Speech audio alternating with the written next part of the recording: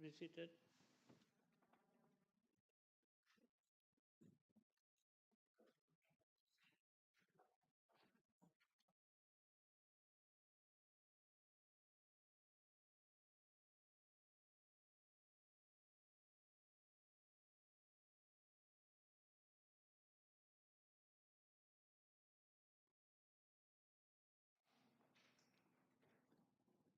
MP Ganga Pausad.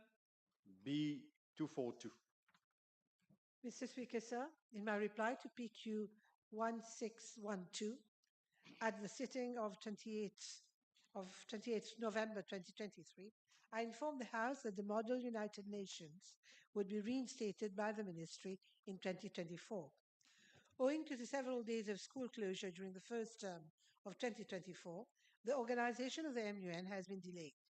The competition has accordingly been slated to be held during the second term holidays. The preliminaries will be carried out during this term, and the final event is scheduled for the winter holidays. Normally, in the same reply that you gave on 28th November 2023, you recognize that the preliminaries normally have to take place at zonal level during the first term, so that the best delegates and best delegations of the zonal MUN are identified, so that then during the second term, then the MUN at national level takes place. Now that first term has elapsed, how come will this take place? Mr. Speaker, sir, the honourable member has rightly put it. The competition has to start at zonal level, and we intend to do it during this term. I've just stated that there has been a delay because of the school closures, but we intend to do it during this term. And as I've stated earlier, the event will take place during the winter holidays, that is in the month of July. Minister, the person who was responsible to organize the MUN at the level of ministry has now got a promotion. Has someone else been identified to take charge of MUN at the level of the ministry? Mr. Speaker, sir, my PS responsible for school management will surely do the needful. And even if someone has been promoted, someone else will take up the assignment. Honorable members, I have to announce the House that the letter submitted by the Leader of the Opposition, tabled by the Leader of the Opposition, addressed to Honorable Hariram,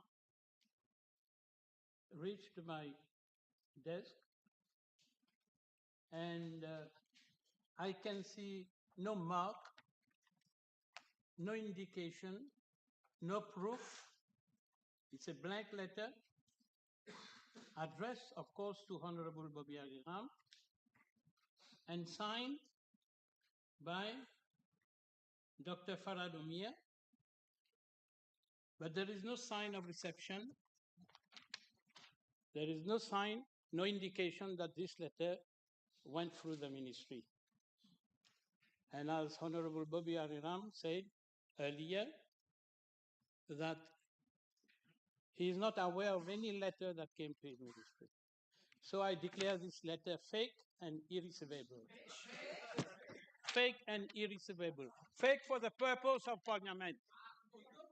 For the purpose of Parliament, this letter is fake and irreceivable. Honorable, I'm making an announcement with regard to the Leader of the Opposition. You are not any leader. You are a simple member. Keep quiet. You are, okay, please, leave the House. You are insulting the chair, leave the House. Leave the House. You continue. You keep insulting everybody after winter bills. I am naming you. You can do so as well. I am naming you. You can do so. The next question. You have to protect people. B243. Mr. Speaker, sir, Honorable members of the House, we recall that the free recreation centers were used as COVID-19 quarantine centers by the Ministry of Health and Wellness from March 2020 to March 2022. When the free recreation centers were handed over to my ministry, we noted that major damages were caused to the infrastructures and furniture. Refurbishment works needed to be carried out to put the recreational centers as they were before COVID-19. Upgrading works such as domestic water pipeline accessories, fire equipment, procurement of furniture, medical equipment, installation of submersible pump, reinstatement of swimming pools, tiling works, painting, repairs to fire alarm panel, repairs to solar water heaters, amongst others, had to be carried out.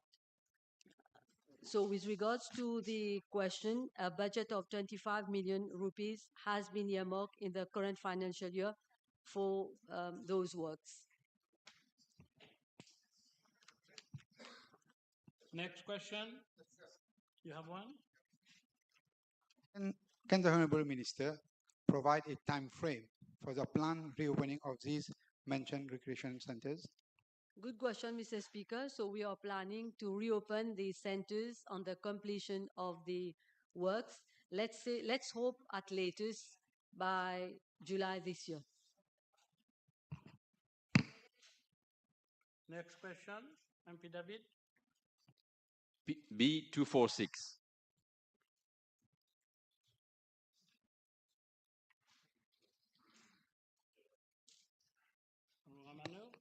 Mr. Speaker, sir, in line with its mission for a cleaner, greener, and safer Mauritius, as well as for inculcating healthy habits in citizens, my ministry undertakes inter alia the construction of health tracks across the island based on requests received at this level and in the context of celebration of religious festival at national level through funds made available under the National Environment and Climate Change Fund. On the 21st of September 2021, the Honorable Second Member of Grand River Northwest and Port Louis West, Honorable Doreen Chakoué, and after consultation with the Force Vive of Pointe-Sable, approached my ministry for the development of part of a wasteland located near the Débarcadère with a view of enhancing the welfare of the inhabitants thereat and reducing proliferation of nuisances resulting from illegal dumping of waste.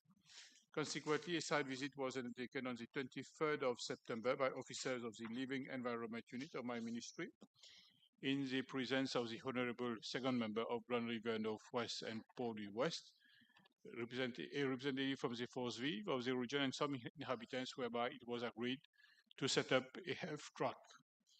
Mr. Speaker, sir, with regard to Part A and Part B of the question, further to discussions undertaken during the site meeting in the presence of inhabitants of the region, it was agreed to upgrade some 10,680 square meters of that wasteland for the proposed setting up of a mini health track at the estimated cost of 3,052,400 rupees, and which would inter alia include works, namely fixing of an open gym, setting up of a dedicated tarred parking area, installation of interlacing pavers, fixing of wooden handrails, basket bins for waste disposal, timber signage to prohibit illegal dumping, and installation of composite benches with concrete footrest.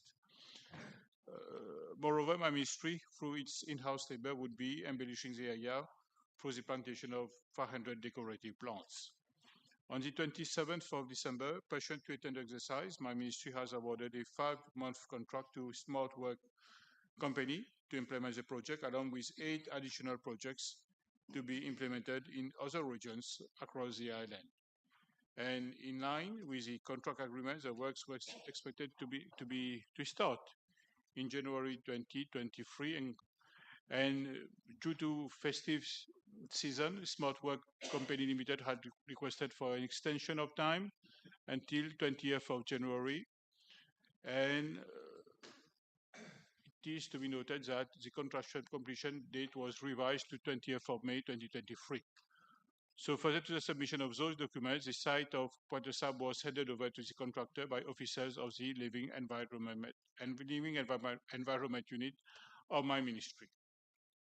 Mr. Speaker, sir, it is to be noted that in May 2023, further to project monitoring undertaken by the project management unit of my ministry, it has been observed that no works had been initiated by Smart Work Company Limited at Pointe-de-Sable. In that respect, the project management unit had on 3 occasions, namely on the 10th of July 2023, 21st of July 2023, and 16th of August 2023, notified the contractor that it had delayed the completion of works by the number of days for which the maximum amount of liquidated damages would be payable.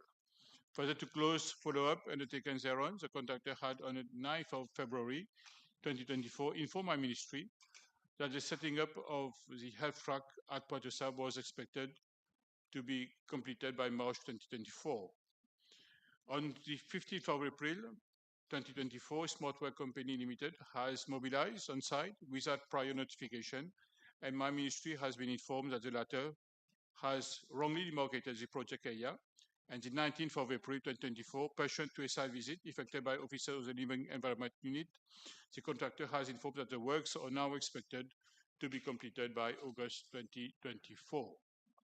I can reassure the House that there is a close monitoring of the Living Environment Unit concerning the works undertaken there. Monsieur le Président, les pêcheurs de la localité que j'ai rencontrés déplorent le fait de ne pas avoir été consultés et informés des détails du projet et s'inquiètent de l'impact de ces nouvelles infrastructures sur leurs activités. Puis-je demander au ministre si l'aménagement des installations prévues a bien pris en compte l'espace et l'accès pour les pêcheurs et leurs équipements, notamment lorsqu'il s'agira de ramener leurs bateaux à terre en cas de mauvais temps? Je peux rassurer l'honorablement Romain que cela a été pris en considération. Je me rappelle très bien, moi-même, j'étais présent lors d'un site visit. Cela a été pris en considération. Puis-je demander au ministre la raison pour laquelle le projet actuel de son ministère ne prévoit pas l'installation de toilettes publiques sur la plage de débarcadère, aménagement qui est attendu par les habitants depuis quasiment 10 ans? S'il y a eu une proposition dans ce sens-là, bien sûr, nous allons bien sûr avoir le financial clearance du ministère des Finances pour cela, parce que cela va encourir des frais additionnels en ce qui concerne le parcours de santé. Donc, bien sûr, une fois que nous aurons le clearance du ministère des Finances, nous allons prendre cela en considération. B247. Monsieur le Président, je remercie l'honorable membre pour cette question et je vais déposer les informations demandées qui ont été obtenues auprès de la Mauritius Revenue Authority pour la période du 1er janvier 2023 au 17 avril 2024.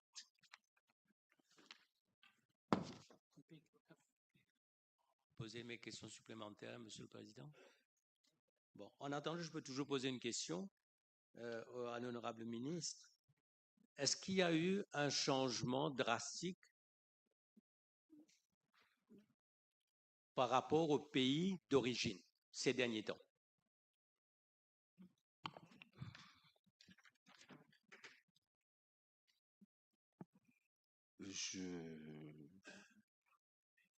Je ne peux pas dire s'il y a eu un changement parce que j'ai les informations par rapport aux différents pays et je pense que l'honorable membre va voir sur le document que j'ai déposé que c'est toujours le Kenya qui est le principal fournisseur de cigarettes à Maurice.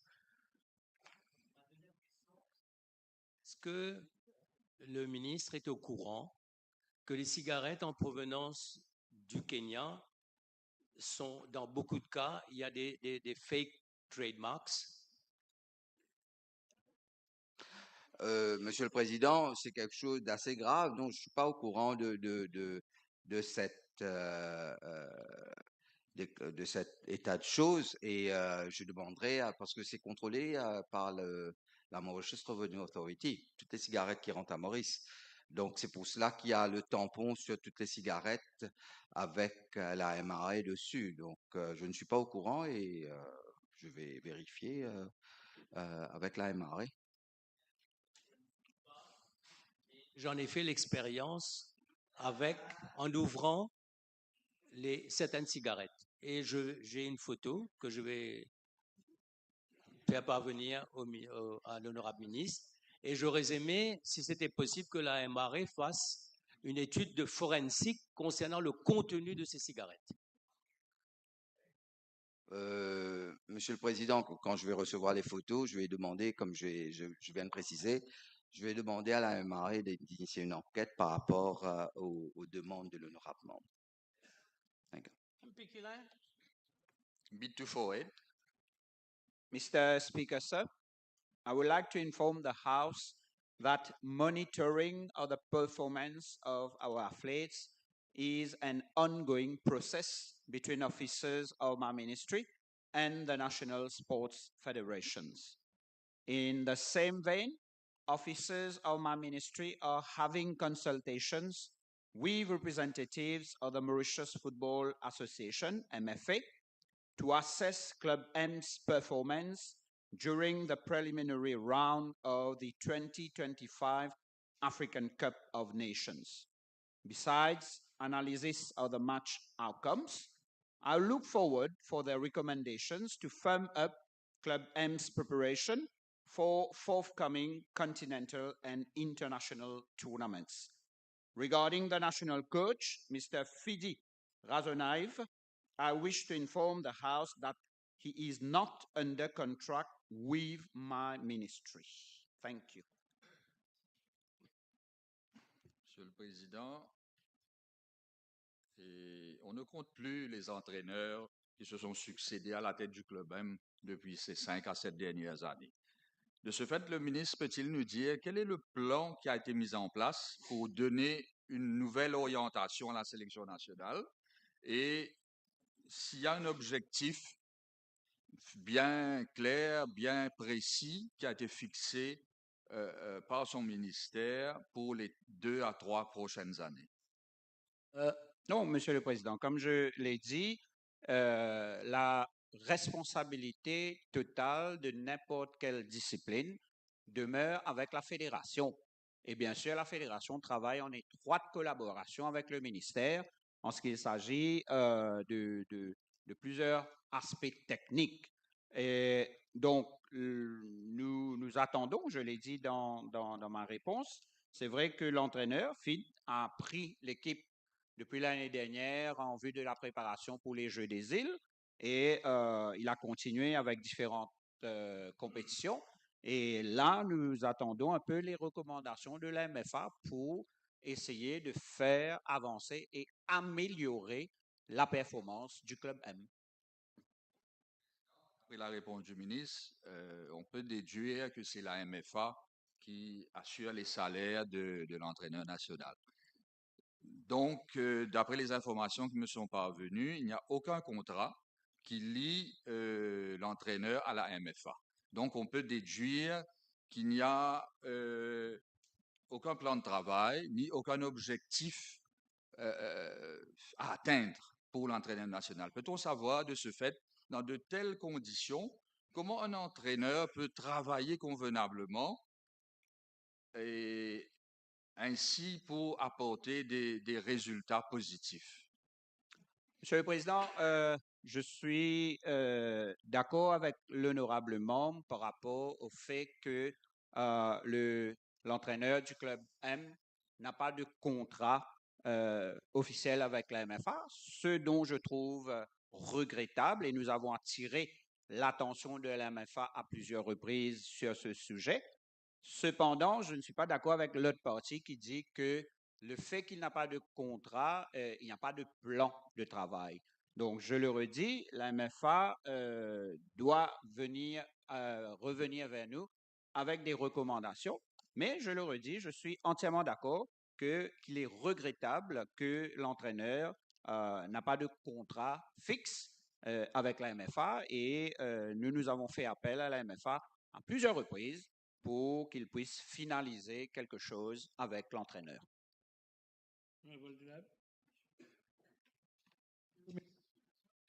B249.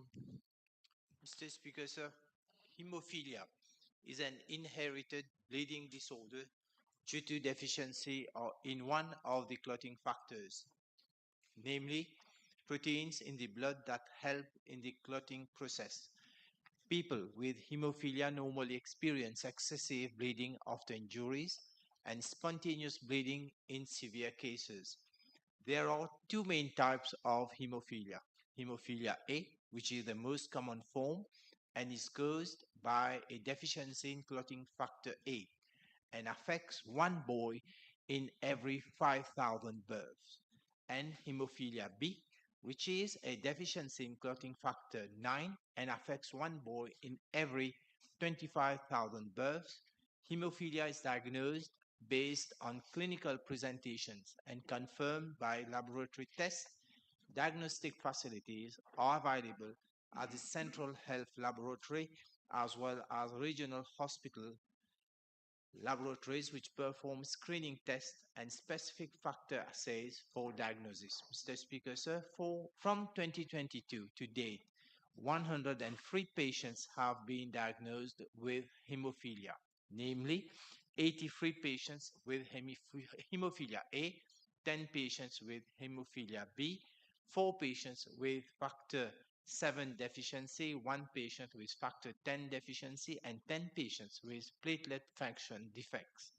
My ministry is working in close collaboration with the Hemophilia Association of Mauritius to improve and sustain treatment of people with hemophilia and other inherited bleeding disorders.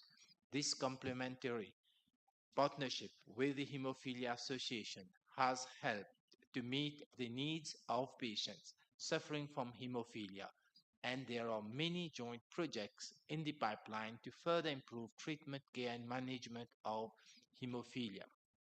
Mr. Speaker, sir, patients diagnosed with hemophilia are treated in specialized wards in 4 regional hospitals, namely Jawaharlal Nehru Hospital, Victoria Hospital, Dr. AGG2 Hospital, and SSR hospitals. In addition, a specialized ward will be set up at the new Flak Hospital soon.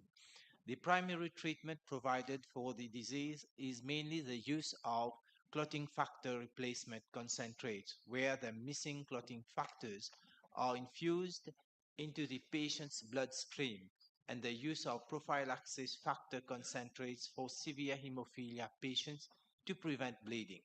Mr. Speaker, sir, I wish to point out that since 2020, during the COVID-19 outbreak, home therapy treatment for hemophilia patients was introduced with a view to ensuring adequate treatment for these patients at all times.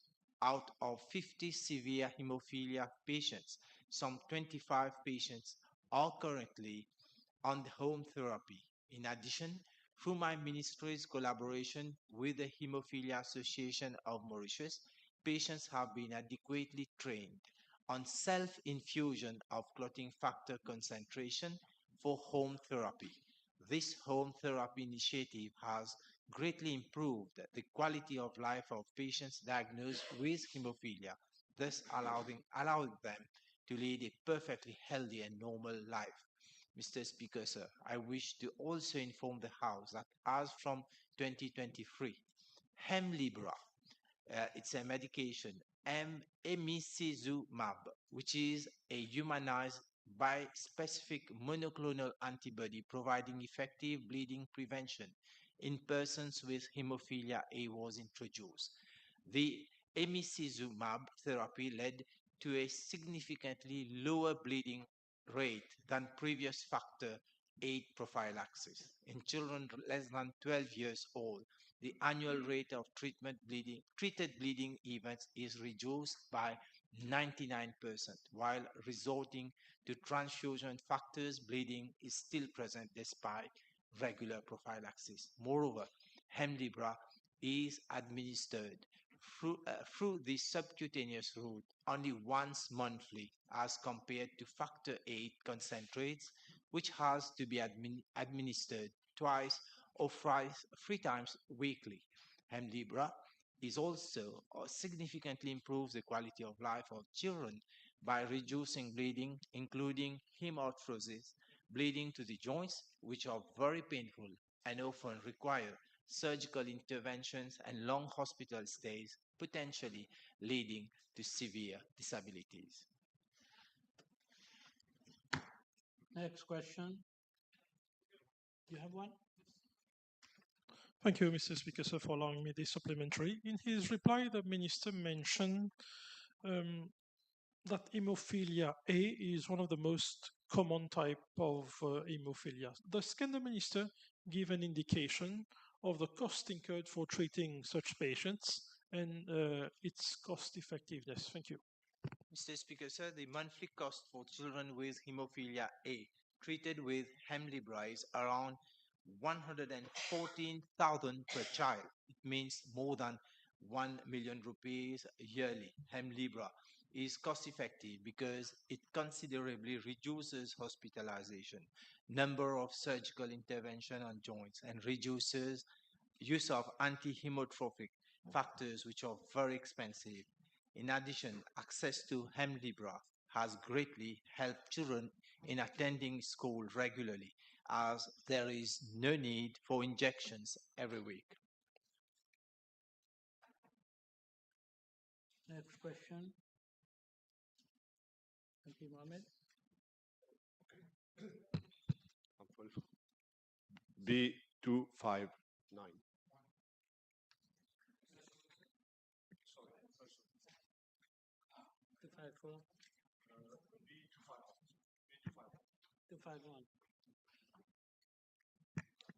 Mr. Speaker, sir, I am informed by the Central Water Authority that the authority abstracts water from 19 rivers across the island to supplement the water distribution. Water is also abstracted from the Irrigation Authority network in the northern part of the island, which itself taps water from Lanicollière Reservoir.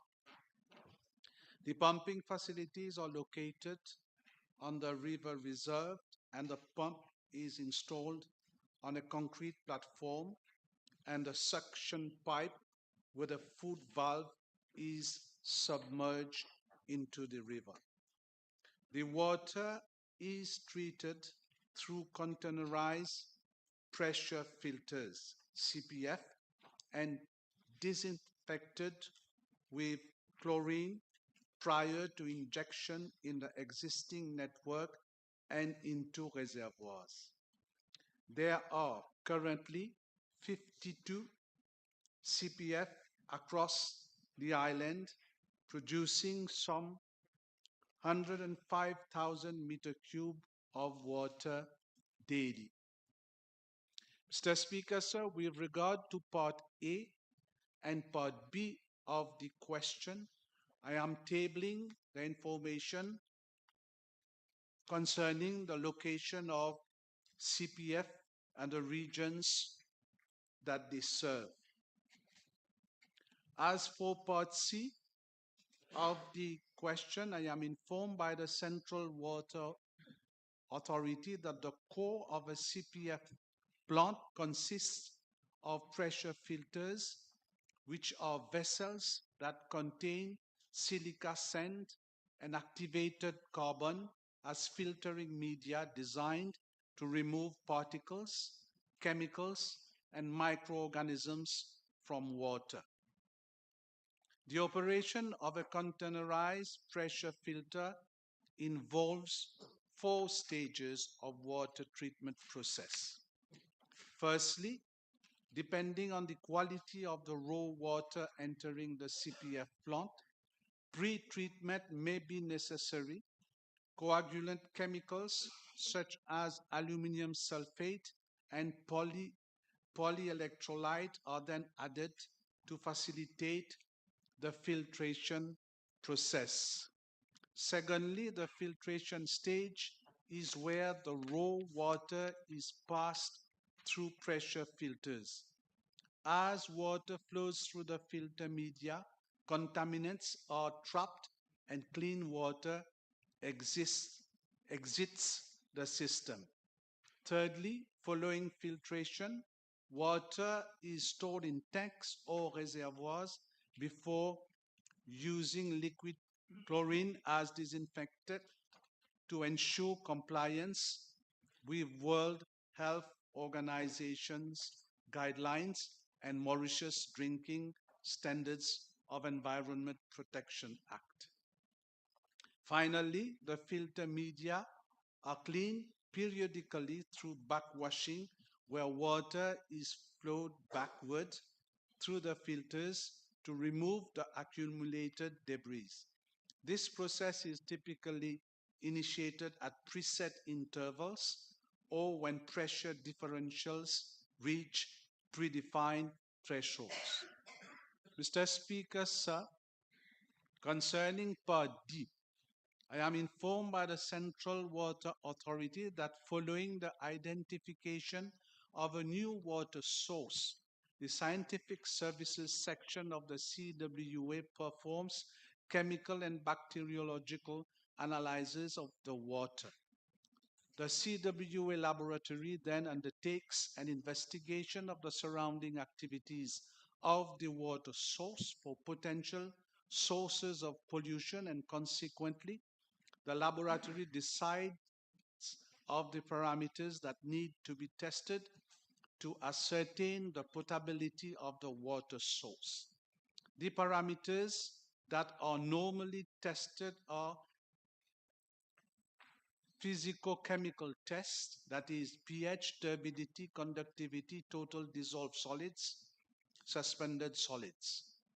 Nutrients such as nitrate, nitrite, and phosphate, organic and inorganic ions, bacteriological analysis, that is coliform organisms and E. coli. Thereafter, sampling is effected and both chemical and bacteriological tests are carried out at the water quality laboratory of the CWA.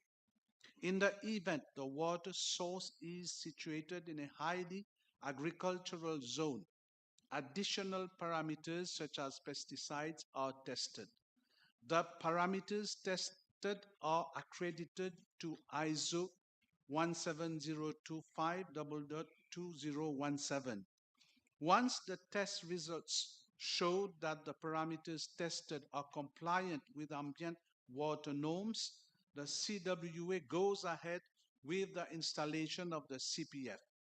In the event the parameters tested do not comply, then the water source is not considered for treatment by CPF. Mr. Speaker, sir, once the pressure filter has been installed, the laboratory performs tests on the treated water and regularly monitors the water quality at the source and in the distribution system to ensure that the treated water meets the drinking water standards for parameters tested. Furthermore, the CWA has a sampling plan whereby constant monitoring of the water quality is performed at identified sampling points in accordance with the Ministry of Health and Wellness, which is the enforcing agency for drinking water. On average, some 3,000 parameters are tested on a monthly basis. It is to be noted that the Ministry of Health and Wellness also carries out water quality tests on the distribution system across the island. I thank you, Mr. Speaker, sir. Thank you. Yes, I understand from the explanation provided by the Honorable Minister that the pressurized filter is a very important component in that distribution system. Can I ask him what happens when this filter breaks down, and sometimes for several days because of poor maintenance, leading to poor quality supply? One case in point is serial number 27 provided by the list it has just submitted, Australia, presumably from Riviera Zamblon, which is not written here, but I'm aware of, and which is supplies to Brise-Verdier region, which has been the subject of several complaints for poor quality water at the CSU.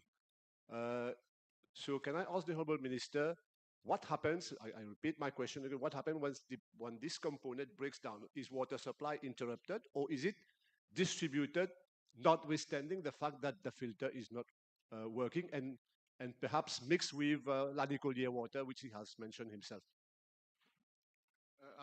I have stated in my reply, Mr. Speaker, sir, that the quality of water, potable water that we distribute to the population is of top quality with regard to what is provided for in our legislation. And the CWA ensures that it is of that quality, Mr. Speaker, sir. With regard to CPF, whenever there are problems related to muddy water during heavy rainfall, those CPF which are affected are switched off until CWA finds that the water is of a good quality so that it can be distributed to the population. We have these problems, Mr. Speaker, sir, because with regard to the first order of CPF, the CPF were of low turbidity specification. We've reviewed that, and now in most of the areas where we have CPF, we have CPF of high turbidity, which can tackle even muddy water during after heavy rainfall. This question has sufficiently been canvassed, so we move to the next question. Honorable 2. B253. Mr. Speaker, sir, I'm informed by the Road Development Authority that traffic studies have been carried out at Labon roundabout along motorways M2. It has been observed that the Labon roundabout is presently operating beyond capacity during peak hours, resulting in queuing along motorway M2 and Beau Plateau Road B43. Moreover, traffic along the motorway represents around 60% of the total number of vehicles converging toward the roundabout during both morning and afternoon peaks.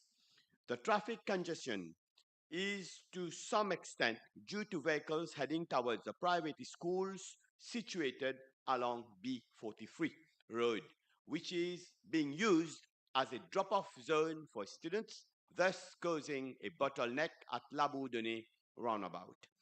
With regard to the possible remedial measures being envisaged to address the problem of traffic congestion at this location, I'm informed that the best option would be to eliminate the existing roundabout and replace same by a grade separated junction. The objective is to segregate traffic along the motorway M2 and B43 road, which will enable free flow of both northbound and southbound traffic along the motorway. A topographical survey was carried out by the RDA to determine the most technically feasible grade separated junction configuration. Accordingly, the following remedial measures are being proposed. Removal of the existing roundabout, allowing free flow of traffic along motorway M2, construction of a flyover across the motorway connecting to B43 road, provision of slip lanes connecting the motorway to B43 road, provision of roundabout at existing T-junction for better connectivity in the region, and construction of a footbridge for the safety of pedestrians.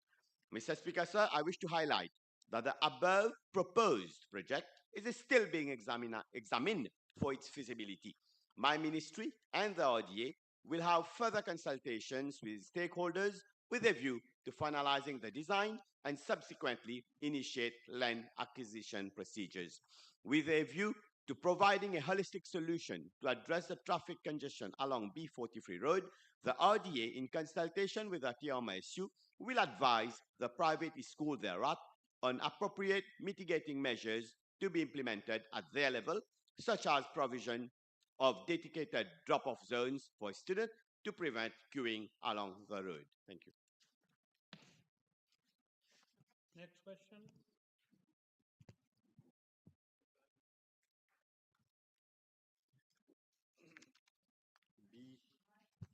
B254. Mr. Speaker, sir, I'm informed by the District Council of Rivière-du-Remport that the new incinerator, which was installed at Belmont Crematorium in replacement of a faulty one, came into operation on December 2022. As regards to part B of the question, I'm informed that there has been no breakdown as at date during the operation of the incinerator.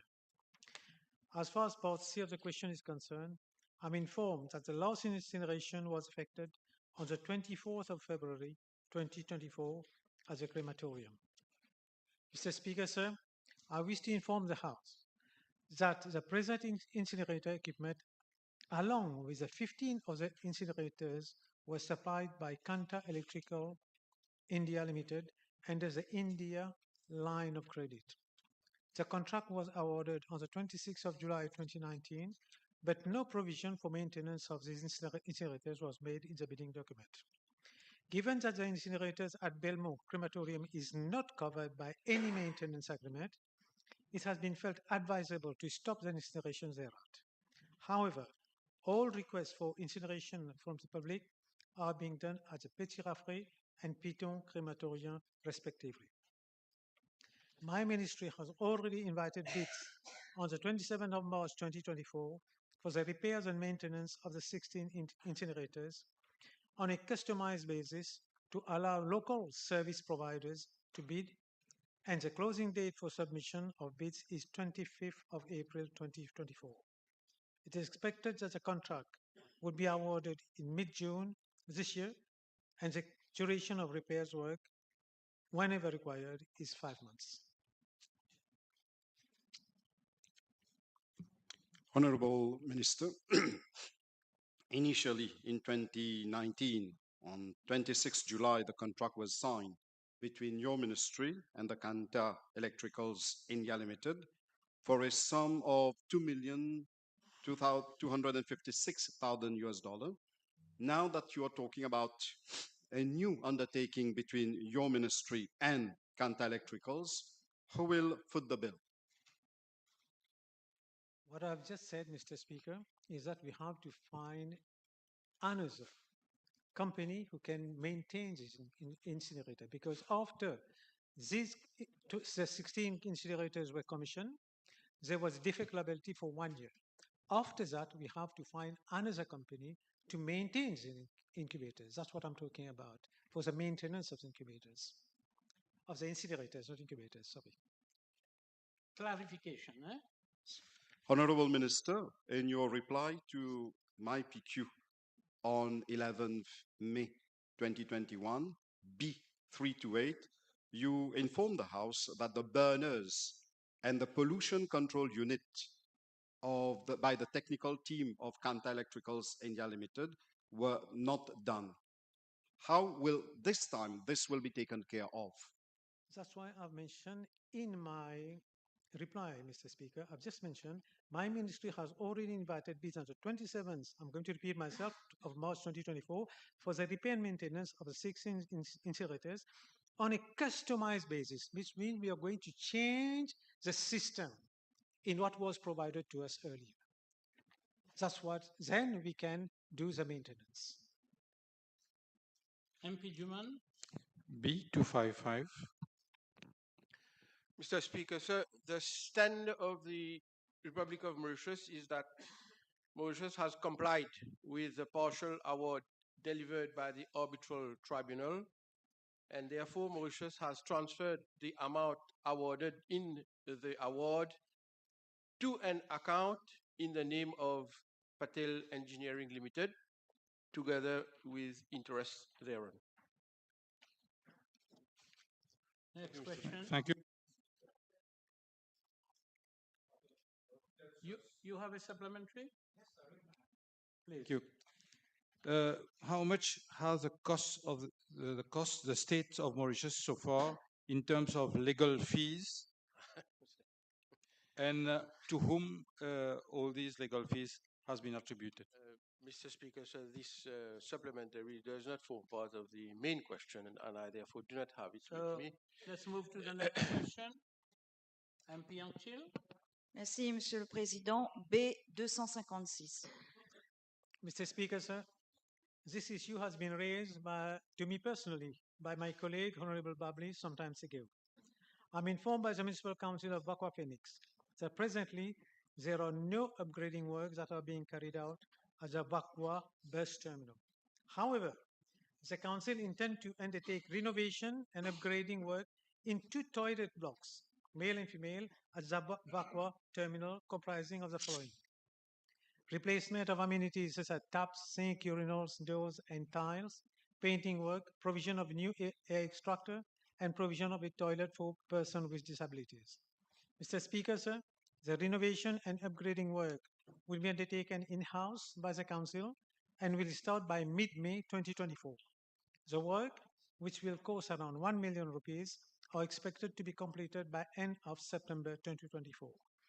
I further wish to apprise the House that my ministry has launched a request for proposal for the development and operation, design, build, finance, manage, and operate of a modern urban terminal at Vacua through an international bidding exercise on Tuesday, 13th of February 2024.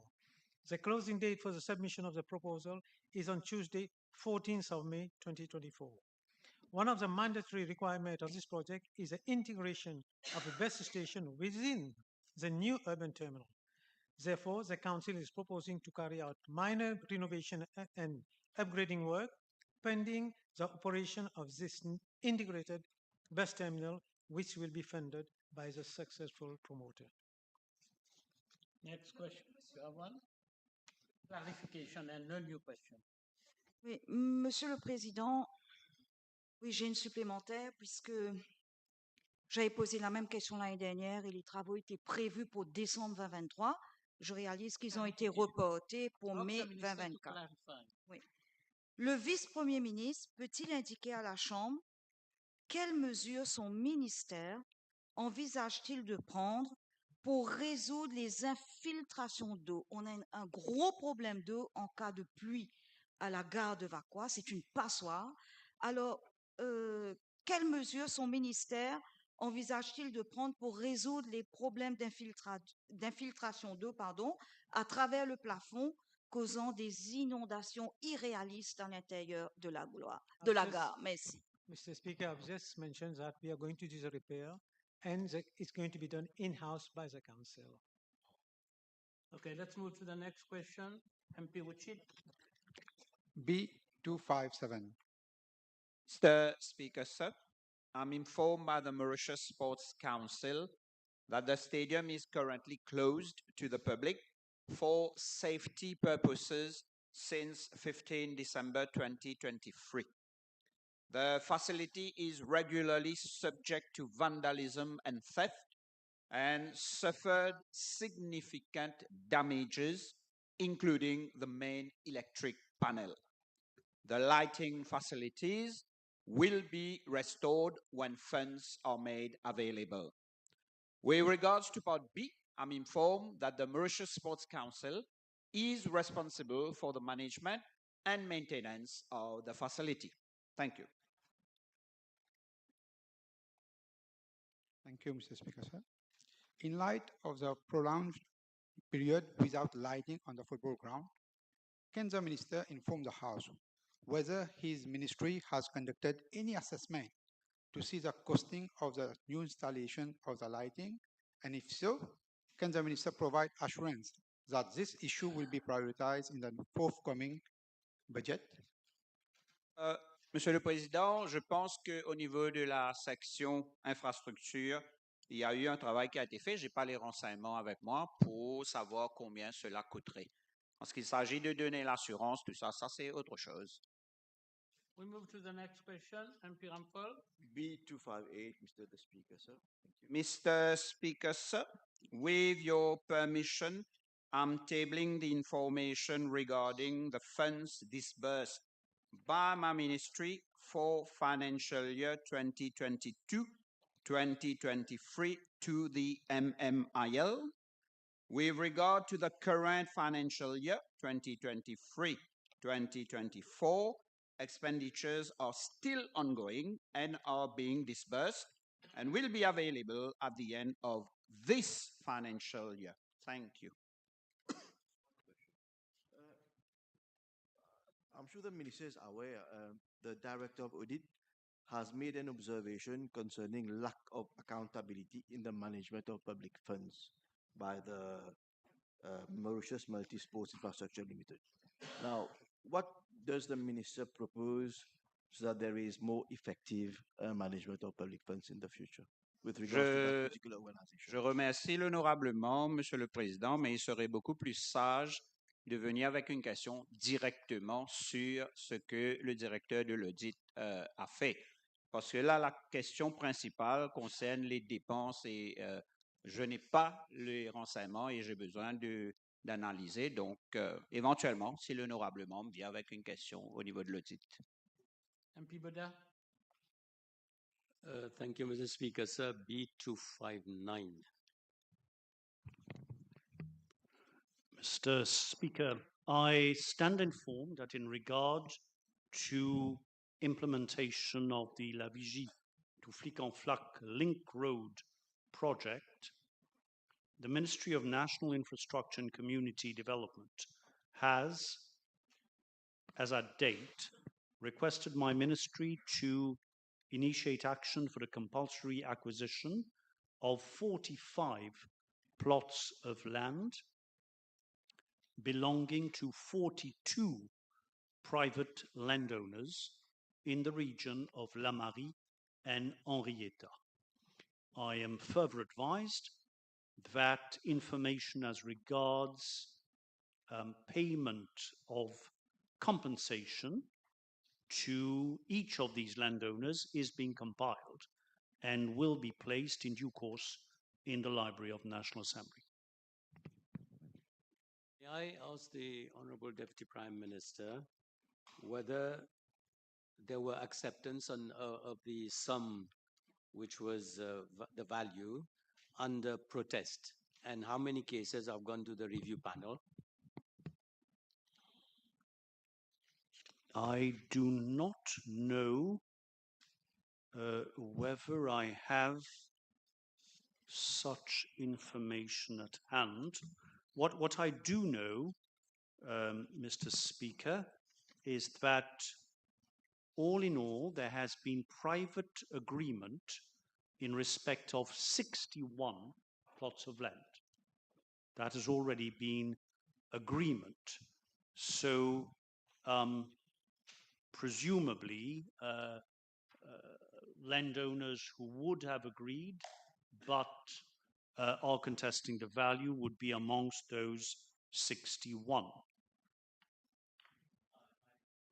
Sorry, if I may add, the 61 include Medine Limited, which owns 28 of these projects, and negotiations are still ongoing. One more supplementary.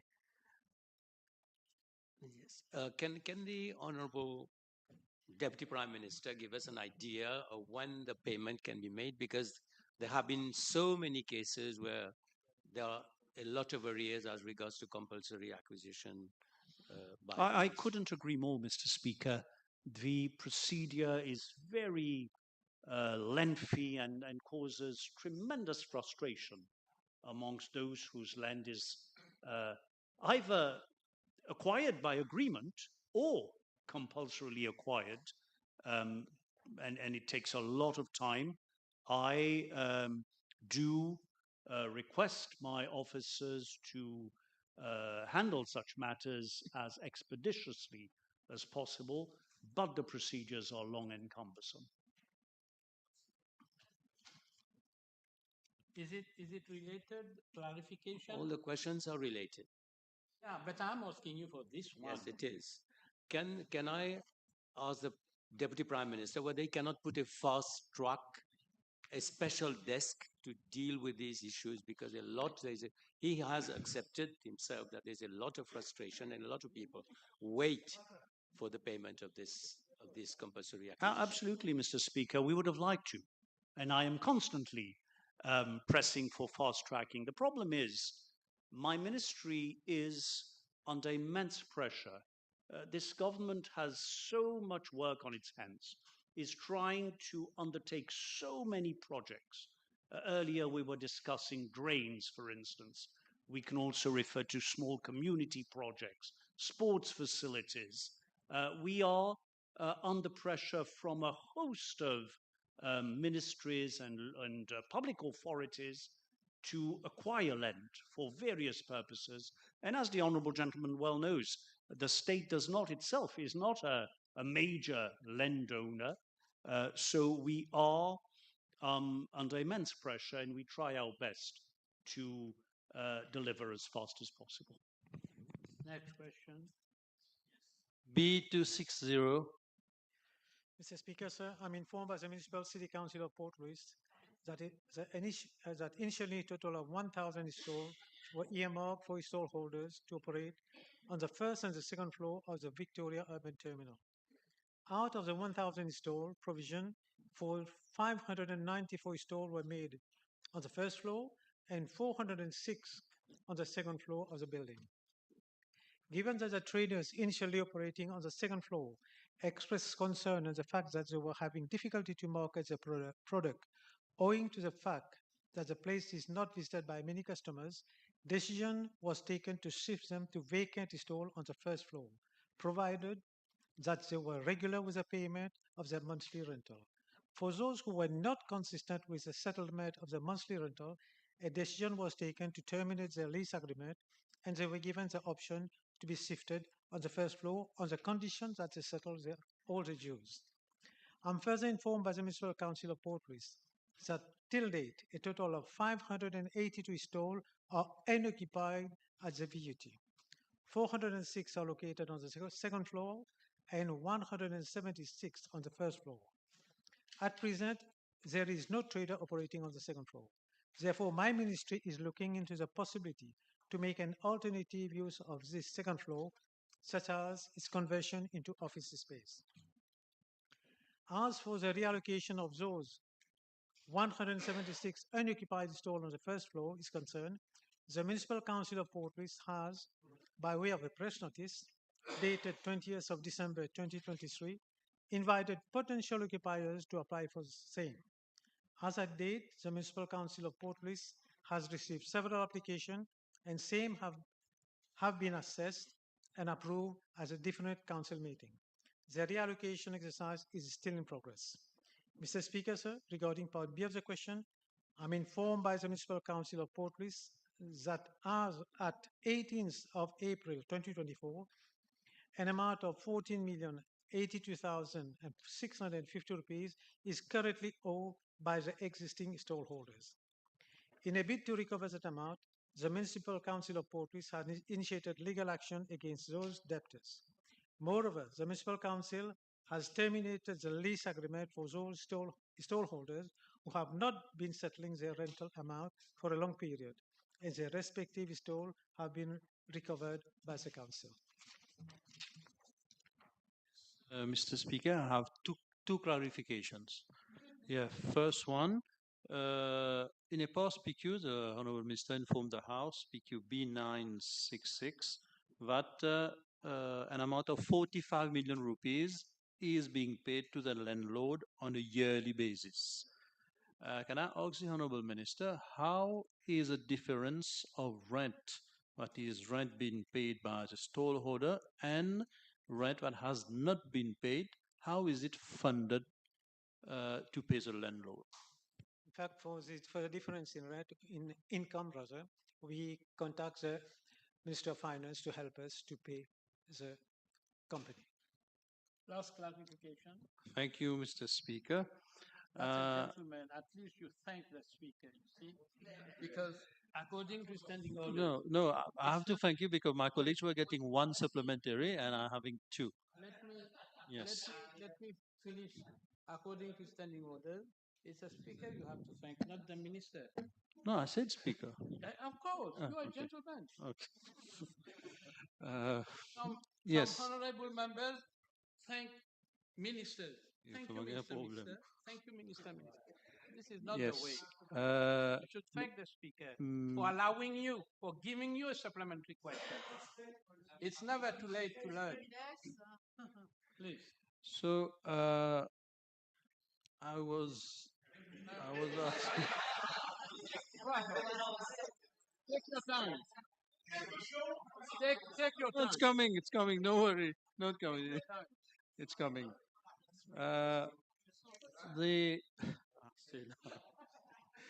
The project of Victoria Urban Terminal, in fact, it's in terms of its infrastructure, the new and the old building, it was a good project. But unfortunately, with the figures that the Honorable Minister just gave to the House, in terms of rent that is being paid by the municipal council and rent being received, it's a total fiasco. There were 2 floors that was being awarded to the stallholders. Now we heard that only 1 floor is occupied. The other one is not yet occupied or has been declared as vacant. So therefore, can I ask the Honorable Minister, what incentive is the municipality of Port Louis considering to fill up the blank spaces?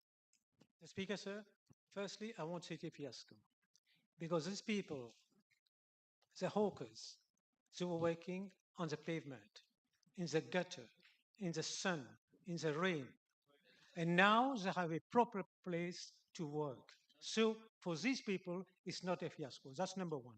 Secondly, as far as the space which is left on the second floor is concerned, I've mentioned in my reply that we are trying to convert it into office and rent it out. We move to the next question. Honorable Leopold. Thank you, Mr. Speaker, sir. B261. Monsieur le Président, je remercie l'honorablement pour cette question. J'ai été informé que le Rodrigue Rainwater Harvesting Scheme est mis en œuvre par la Rodrigue Public Utility Corporation et PUC et est financé par le budget de l'Assemblée régionale de Rodrigue. Selon le programme, des réservoirs d'eau préfabriqués de 5150 litres sont fournis aux bénéficiaires éligibles selon les critères de priorité. Avec un budget de 10 millions de roupies pour l'année fiscale 2023-2024, le RPUC fournira 400 réservoirs d'eau aux bénéficiaires. À ce jour, le RPUC a déjà livré 166 réservoirs d'eau aux bénéficiaires éligibles pour l'année financière en cours. L'entité est en train de finaliser l'exercice d'évaluation pour attribuer à d'autres bénéficiaires éligibles afin d'atteindre son objectif de 400 d'ici juin 2024. Monsieur le Président, j'ai aussi été informé par la Mauritius Shipping Corporation Limited, MSCL, que le Rodrigue Subsidy Account fournit une subvention sur les produits pétroliers, l'essence et le diesel, le Dual Purpose Kérosène, pour un usage domestique et le Liquefied Petroleum Gas, ainsi que sur le riz et la farine exportés à Rodrigue. En 2021-2022, le gouvernement avait annoncé qu'un rabais de 20% sur le coût du fret entre Maurice était étendu à toutes les marchandises expédiées depuis Maurice. Cette subvention a été maintenue en 2022-2023 et en 2023-2024.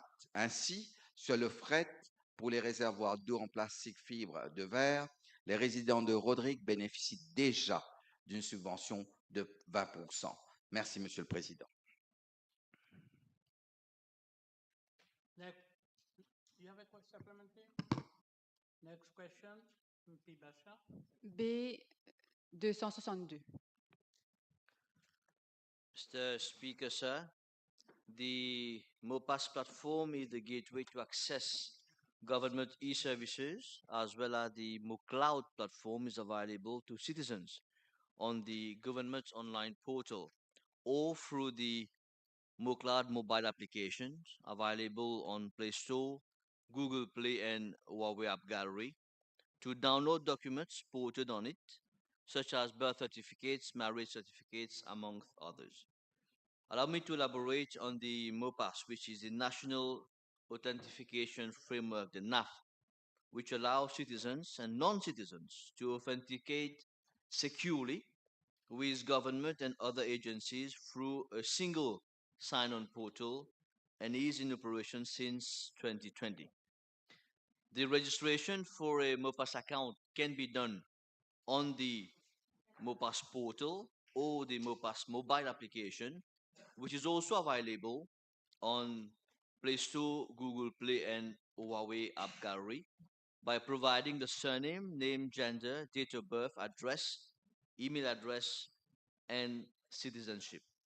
In fact, it consists of two stages as follows. Stage one, you creation of the one-factor authentication account where the user gets a username and password.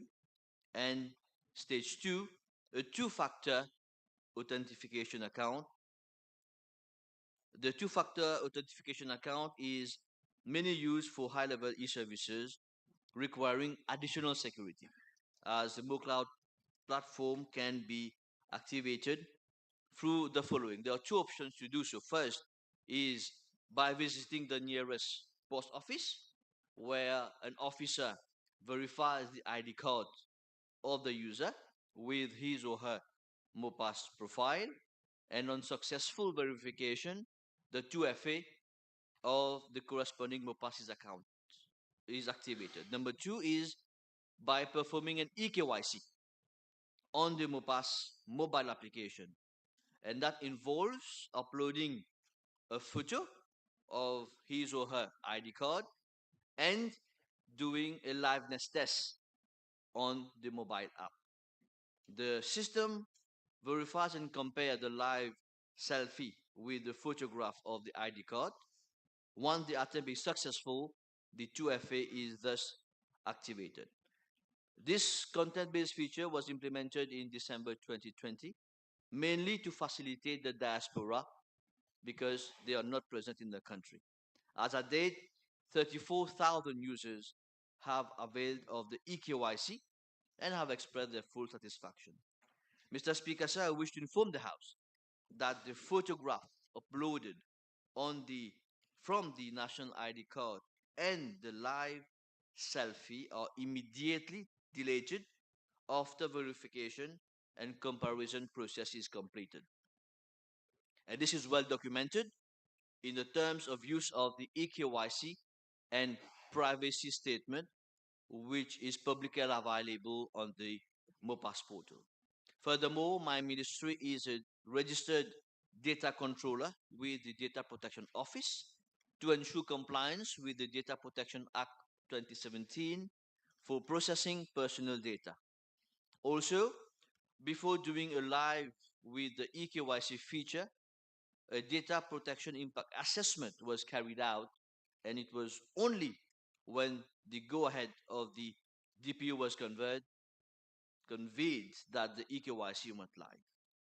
Mr. Speaker, sir, with regards to the MoCloud platform, there is no photograph uploading requirement. Thank you. Merci. Selon les informations, tous les fonctionnaires, sans exception, doivent s'enregistrer à ces applications mobiles car c'est désormais le seul moyen pour eux d'accéder à leur fiche de paye. L'honorable ministre peut-il nous dire quelles sont les raisons d'avoir modifié les conditions d'enregistrement et avoir tout récemment rendu obligatoire, donc exigé que chaque fonctionnaire procure une photo ou un selfie pour pouvoir s'enregistrer et accéder à leur fiche de paye. Mr. Speaker, sir, this is not true. This is completely wrong by saying that all civil servants are obliged to get a MoPass account to get their pay slip. This is not true at all. I request the honorable member to verify her information well before saying such things in Parliament. An officer can request a printed payslip from the HR of his or her ministry concerned.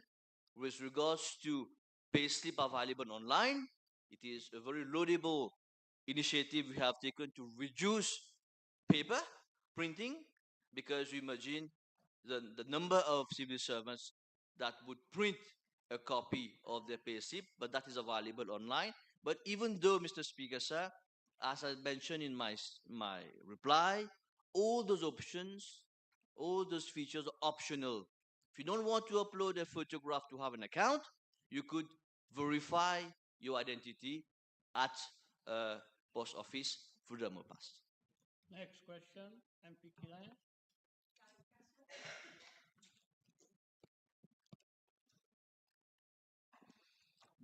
B263. Mr. Speaker, sir, according to the 2023 United Nations Office on Drugs and Crimes, UNODC, report on drug use, globally, in 2021, 1 in every 17 people aged 15 to 64 years in the world had used a drug in the past 12 months. The estimated number of users grew from 240 million in 2011 to 296 million in 2021. That is 5.8% of the global population aged 15 to 64. This is a 23% increase, partly due to population growth. The number of people injecting drugs is 13.2 million in 2021, 18% higher than in 2020, that is 11.2 million. There are numerous risks facing people who inject drugs. The risk of acquiring HIV is 35 times higher for those who inject drugs than for those who do not inject drugs. Injecting drug use continues to be an important facilitating driver of the global epidemic of hepatitis C, with WHO estimating that 23% of new hepatitis C infections are attributable to unsafe drug injection.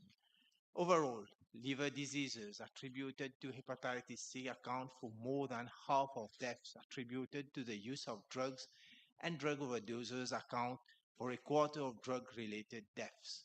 Young people are the most vulnerable to drug use and are also most severely affected. The adolescent brain is still developing, and drug use can have long-term negative effects. In addition, overdoses are much more frequent among adolescents. Mr. Speaker, sir, the situation in Mauritius is we have to face this global epidemic. We must constantly be vigilant to ensure the best possible access to optimal treatment for all drug users, especially adolescents.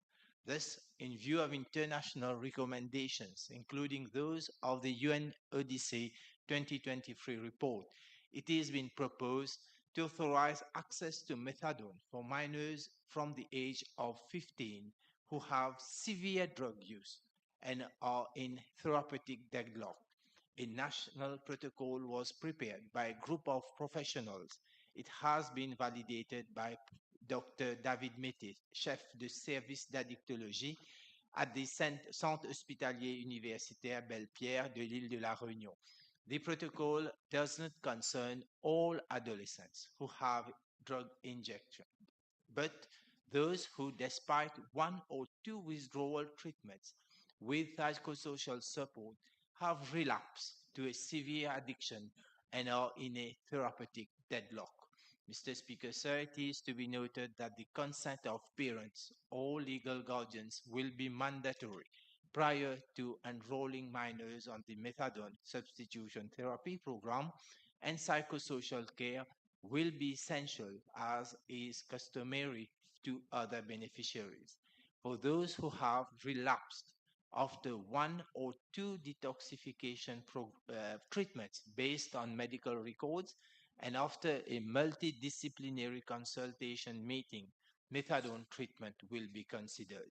The goal is to prevent the young person from relapsing repeatedly after repeated detoxification sessions, which increases the risk of overdose, reduces self-esteem, and exposes them to HIV, hepatitis C, and other serious complications. Mr. Speaker, sir, with regard to Part A of the question, the exact number of minors who will have access to methadone cannot be ascertained precisely at this point of time. However, there exists data from various sources. In 2023, 55 adolescents aged between 15 and 19 were hospitalized for drug use in regional hospitals. 46 adolescents, comprising 44 boys and 2 girls, underwent rehabilitation and or detoxification treatment. The reality is that the vast majority of them relapse in weeks or months following their treatment. I'm informed that according to international studies, the relapse rate for detoxification is between 70% to 90% in the world. Mauritian adolescents are no exception. The adolescents who will require methadone substitution therapy will receive it at a healthcare center according to established protocol.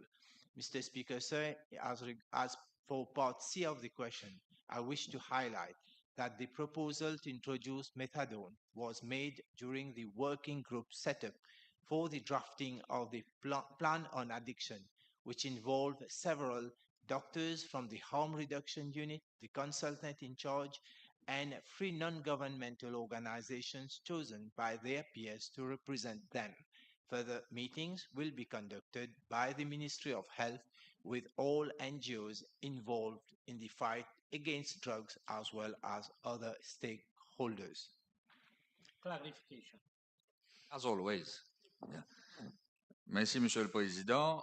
L'honorable ministre est probablement au courant que c'est une décision qui a été très mal accueillie par la population et qui suscite l'incompréhension, même chez certains travailleurs sociaux. De ce fait, l'honorable ministre peut-il nous dire quels sont les accompagnements dits psychosociaux que son ministère a mis en place ou que son ministère compte mettre en place pour aider ces jeunes sous méthadone à sortir de l'emprise des drogues? Mr. Speaker, I want to re-clarify. If this decision is taken to introduce methadone for those above 15 years old, I've explained it clearly.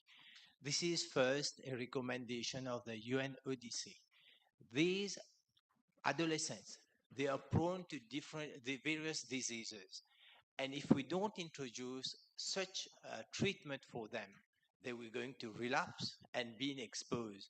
And also we have to look at this aspect of whether the program being offered for them for rehabilitation, for those where this program of rehabilitation is not working.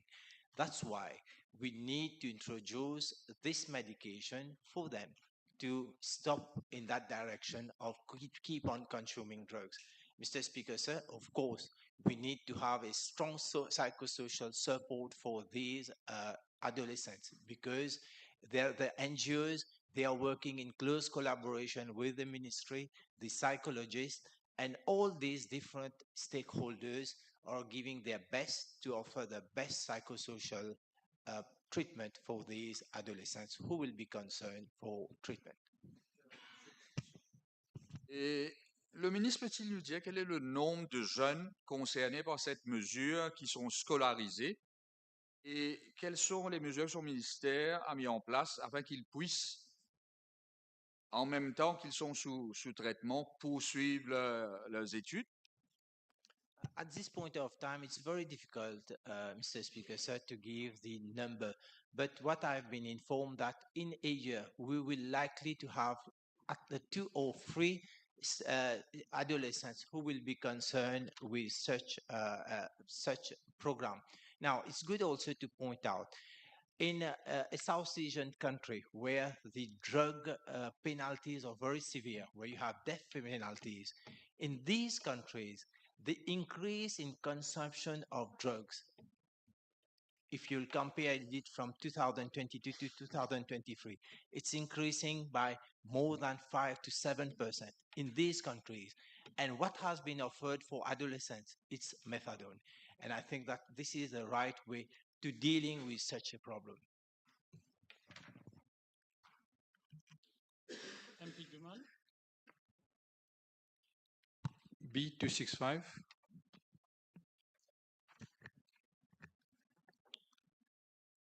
Mr. Speaker, sir, I am informed that the Central Electricity Board has some 520,000 subscribers, both in Mauritius and Rodrigues, including 477,285 residential customers.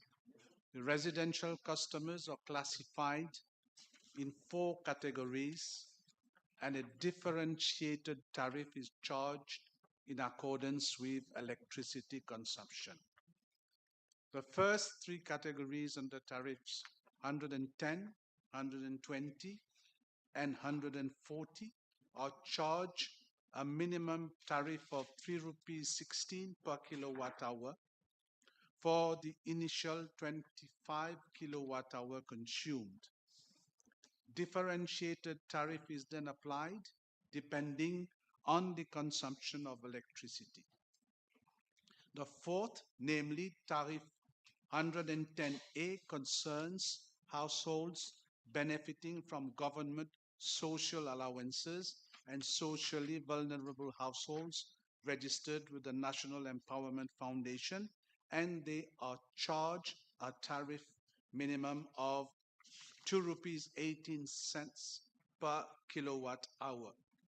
They benefit from an exemption from electricity charges, and the eligibility threshold of this exemption has been increased from 75 kilowatt hour monthly to 85 kilowatt hour monthly in 2015, further decreasing their electricity bill.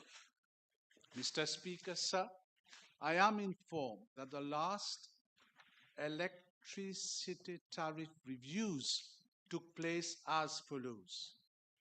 A, on the 3rd of January 2006, B, on the 1st of September 2007, C, on the 1st of April 2008, D, on the 1st of December 2010, and E, on the 1st of February 2023.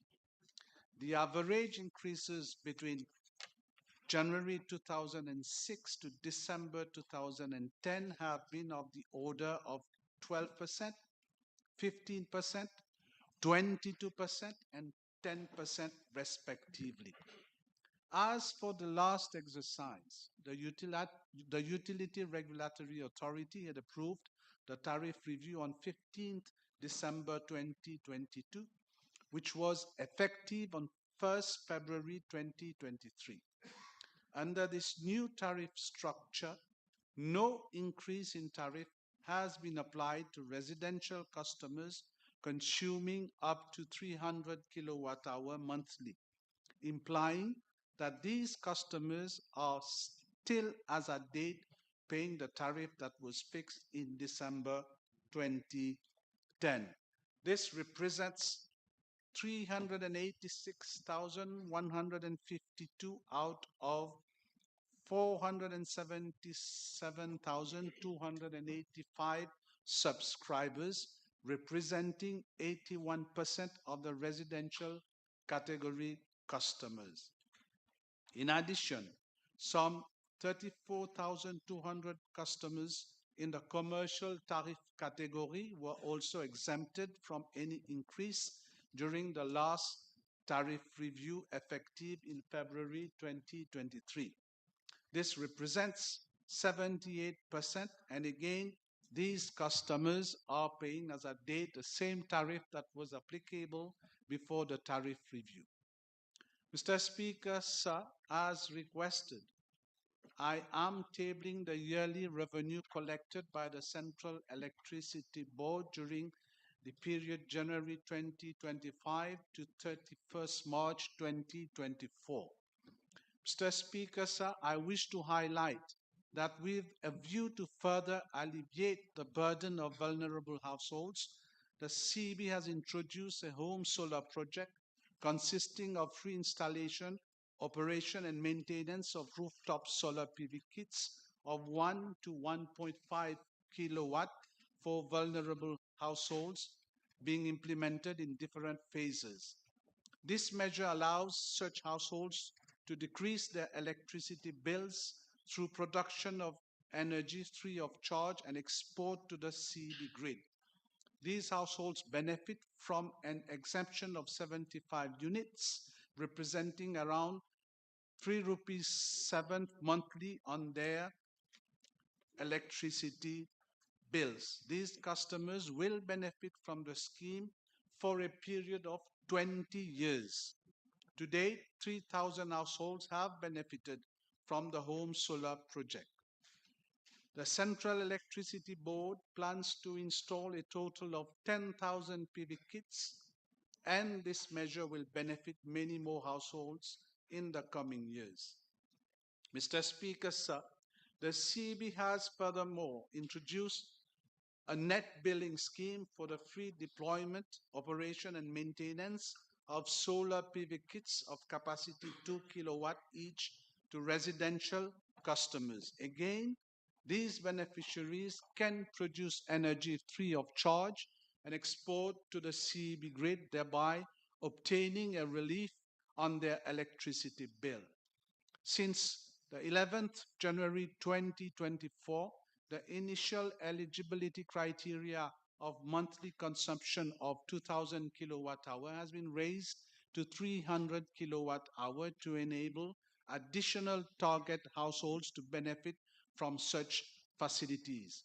Some 600 households have benefited from the scheme. The CB plans to install a total of 1,900 PV panels in the coming years under the net billing scheme. I thank you, Mr. Speaker, sir. Je vous remercie, Monsieur le Président. B 267.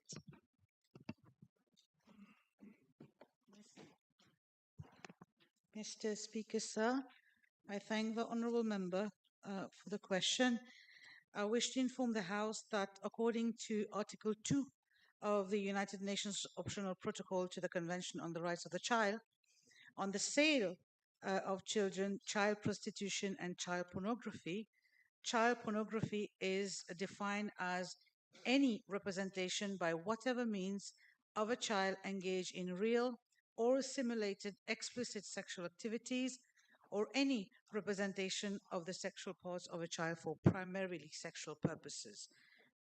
The case of the minor, aged 4 years old, was referred to my ministry through hotline 113 of the Child Development Unit by an anonymous caller on the 23rd of March this year at around 1500 hours, reporting that a video is circulating on social media showing the minor being a victim of an alleged attempt upon chastity by a foreign worker.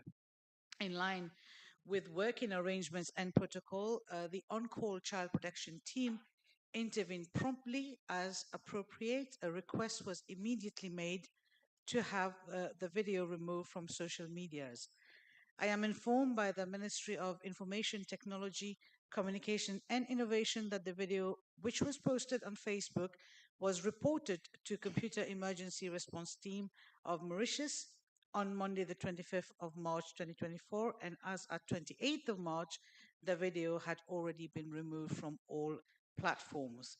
Mr. Speaker, sir, officers of my ministry intervened promptly to secure the child and to provide her with a safe therapeutic space through in-depth psychological and emotional support so that she can open up and express herself to the police for a first-hand declaration in the matter. Thereafter, the officers arranged for conveyance of the minor to the hospital for a full medical checkup. I am also informed that all medical personnel involved in the matter were thoroughly briefed by officers of my ministry in writing as well as verbally regarding all support to be provided to the minor during her stay at the hospital. These officers stayed at the hospital till very late at night in view of ensuring every comfort, be it psychological, emotional, physical, and material, is being dispensed to the child. Officers of my ministry, including the psychologist, visited the minor every day during her stay. Utmost care was taken to ensure the mood and emotions of the minor were stable and that the child remains resilient all throughout the initial inquiry, hospitalization, and child protection process. With regard to the inquiry, I am informed by the Commissioner of Police that an alleged case of causing a child to be sexually abused was reported at Petite Rivière Police Station bearing OB number 500/2024. On the 1st of April 2024, the mother and the perpetrator, a Nepali national, were arrested and provisionally charged before the Bamboo District Court and remanded to police cell. On the 8th of April, the mother was released on bail and the perpetrator was remanded to Melrose Prison. Thank you, Mr. Speaker. Sir. Monsieur le Président, j'ai 2 supplémentaires. La ministre peut-elle indiquer à la Chambre pour quelles raisons aucun officier de son ministère était au chevet de cette fillette pendant son hospitalisation alors qu'il s'agit d'un cas allégué de pornographie juvénile? Merci. Mr. Speaker, sir, had the honourable member paid slight attention to my initial answer, she would have recorded that I have just listed that CVU officers were alongside this minor all the way until 2200 hours on the night of the event. There is an array of medical professional and personnel that accompany the child during the overnight stay, and the officers of my ministry are present first thing in the morning. The child is in a secure place, has been provided with all the support that is required. I have personally inquired on that child throughout the night during her stay, and she was comfortable, she was catered for, she was fast asleep.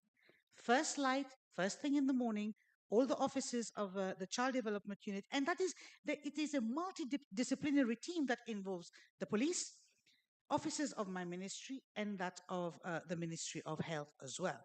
So it's a multidisciplinary team. Everybody is there shouldering their part of the process.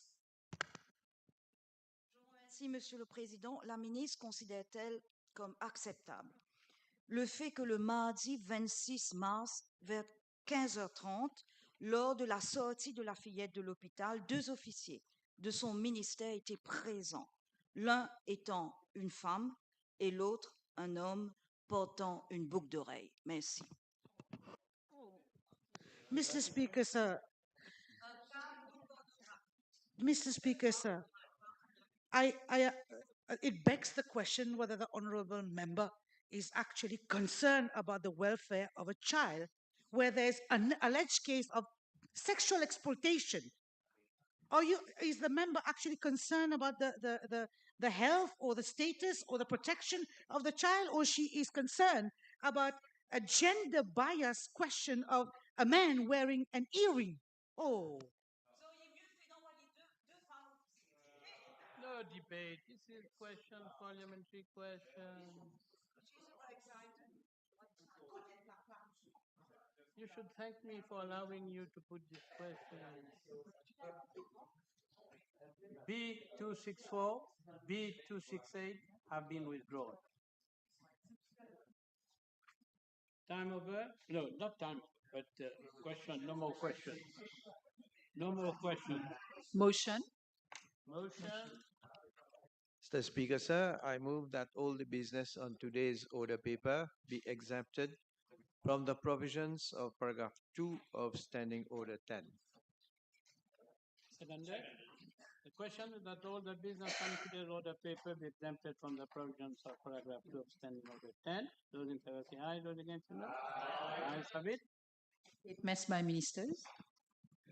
Mr. Speaker, sir, I wish to make a statement to the House to set the records straight. Following the private notice question at our sitting of Tuesday last, during which the Honourable Leader of the Opposition stated, amongst others, the following, and I quote, "Because at one of the places at Souffleur, where those youngsters disappeared in the ocean, I have confirmation that there is no sign whatsoever on the beach to say that it is dangerous to go and venture." Unquote. Mr. Speaker, sir, it is very unfortunate that 2 persons lost their lives at Le Souffleur a few days back in such tragic circumstances. I wish to inform the House that the statement made by the Honorable Leader of the Opposition is erroneous and devoid of veracity, as I am informed by the Commissioner of Police that in the northern, eastern, western, and southern regions of the island, including Le Souffleur, there are warning sign posts at public beaches indicating dangerous bathing where necessary. For the northern region, such signposts are displayed at Le Goulet, Côte d'Azur, Pointe-aux-Canonniers, Pointe-au-Piment, Pointe-aux-Biches, Roche-Noire, Île-aux-Bernaches. As for the eastern region, the beaches concerned are Bellemare, Trou d'Eau Douce, Quatre Cocots, Poste-Lafayette, Brado. For the western region, we have 3 such beaches, Ficanflac, Tamarin, and Le Monde. For the southern region, the beaches are as follows: Telfer, Le Bouchon, Blue Bay, Gris-Gris, La Prairie, Riambelle, Rivière des Galets, Pomponette, Le Souffleur. Mr. Speaker, sir, I wish to point out that there are in fact 2 signposts at Le Souffleur as follows. One located at the entrance of Le Souffleur, which reads as follows: dangerous bathing, bain dangereux, deep water, eau profonde, strong current, courant fort. The second one, at about 5 meters from the first signboard and about 2 meters from the security wall, reading dangerous bathing, bain dangereux. Mr. Speaker, sir, the Honorable Leader of the Opposition wants to make believe that there was no warning sign at Le Souffleur, and I would therefore invite him to verify his information in order not to mislead this august assembly and the public. And I am tabling also the list of places where there are such signposts and the photographs of such signposts, and people can see Le Souffleur where it is clearly indicated dangerous bathing.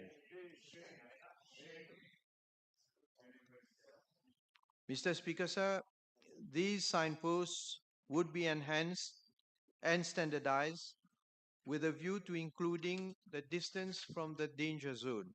The concerned authorities are being requested to take appropriate actions in this respect. Thank you, and I table this document. Public bill, second reading. Minister, Honorable Minister Siratan. Merci, Monsieur le Président, de me donner l'occasion d'intervenir sur le French Speaking Union Bill. Monsieur le Président, après avoir écouté tous ceux qui sont intervenus jusqu'ici, il y a unanimité pour l'introduction de ce projet de loi.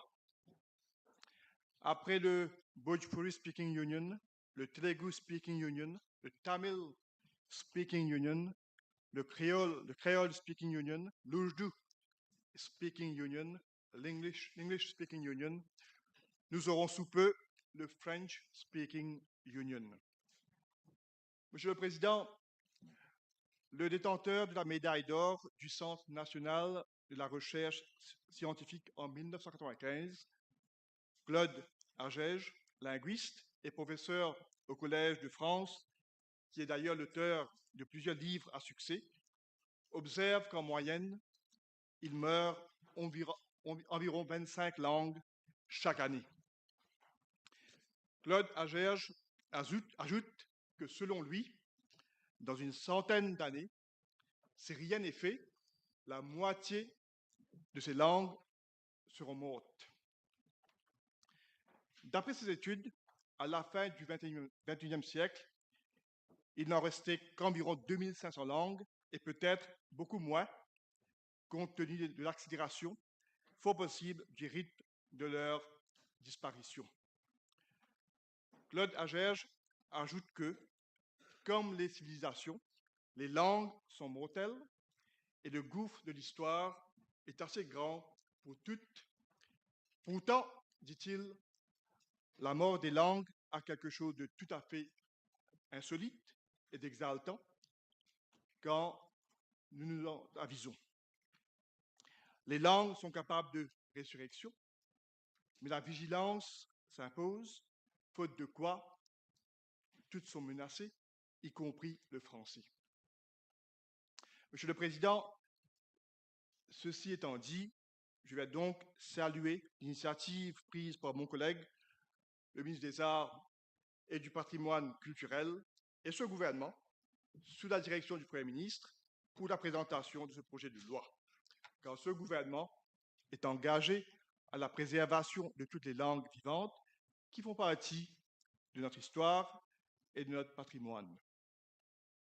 Les principaux objectifs de ce projet de loi ont été bien expliqués dans le texte de loi et sont, entre autres, de promouvoir la langue française tant à l'oral qu'à l'écrit, de promouvoir l'amitié et la communication entre les peuples de la vaste famille francophone, de promouvoir les activités culturelles, éducatives et artistiques, d'encourager la publication d'œuvres littéraires et d'organiser des expositions, entre autres. Monsieur le Président, la langue française existe à Maurice depuis l'arrivée des colonisateurs français qui remontent aux années 1715 à 1810, et plusieurs orateurs de cette Assemblée se sont d'ailleurs déjà appesantis sur cette partie de l'histoire. Pendant la dite période, la langue française n'était pratiquée que par ceux qui la maîtrisaient.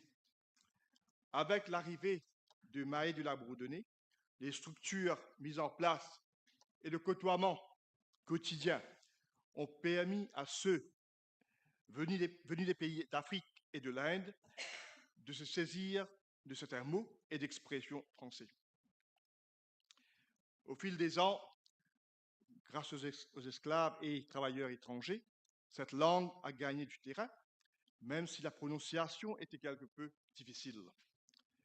Monsieur le Président, la décision des colonisateurs de l'ère française de donner à plusieurs régions de notre pays des noms propres français tels que Rosebelle, Cap-Malheureux, Grand Sable, Bambou, Port-Louis, Bellemare, Grand Bassin, Petit Verger, Beau Séjour, Pamplemousse, Plaine des Papayes, et aussi le nom des saints tels que Saint-Pierre, Saint-Félix, Saint-Rémy, Saint-Antoine, Saint-Jean, entre autres.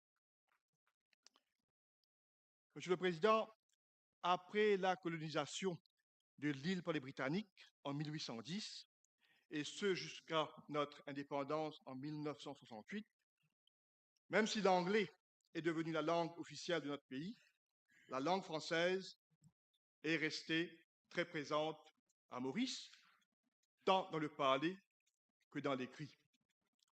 Monsieur le Président, la langue française a toujours eu une place prépondérante dans notre système éducatif, professionnel et légal, et aussi dans notre quotidien, notamment dans la presse, ce qui est encore le cas aujourd'hui, et également ici au Parlement. Son enseignement, sa promotion n'ont jamais été interrompus. La langue française est utilisée et enseignée dès le pré-primaire et d'ailleurs une matière obligatoire jusqu'à la School Certificate et est sanctionnée par un examen par l'Université de Cambridge. Depuis plus de 300 ans, la langue française est au cœur de notre spécificité, de notre nation, et est restée un des véhicules de notre vivre ensemble. La beauté de la langue française est qu'elle possède des qualités d'expression, de transmission, de précision et de syntaxe qui ont fait qu'elle a été pendant quelques siècles la langue mondiale de la diplomatie. Elle peut sembler facile au parler, mais elle reste moins facile à l'écrit. Cela m'amène à dire que la langue française n'est pas la langue d'un pays. Ce trésor appartient à tous.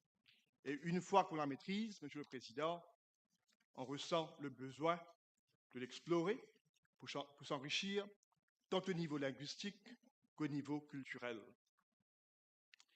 Permettez-moi, Monsieur le Président, de citer Anatole France, écrivain français qui a vécu entre 1844 et 1924, et je cite: « La langue française est une femme, et cette femme est si belle, si fière, si modeste, si hardie, touchante, voluptueuse, chaste, noble, familière, folle, sage, qu'on l'aime de toute son âme et qu'on n'ait jamais tenté de lui être infidèle. » Fin de citation.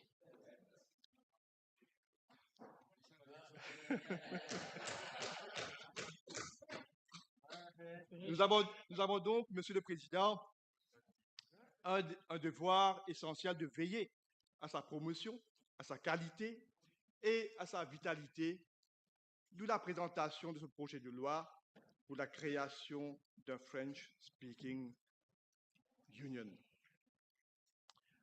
La France, Monsieur le Président, de par ses liens historiques et amicaux avec l'île Maurice, et cela date, comme je l'ai souligné, de plus de trois siècles, s'est beaucoup investi pour la promotion et la préservation de la langue française à Maurice.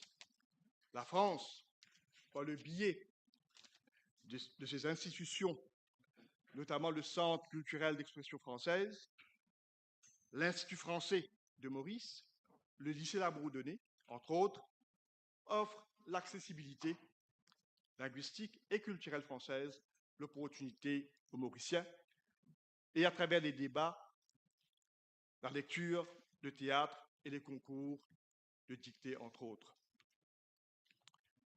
Je souligne ici, Monsieur le Président, le soutien au centre de lecture public et d'animation culturelle qui compte une quinzaine d'antennes à travers le pays et qui encourage les Mauriciens à l'apprentissage de la langue française, incluant la lecture.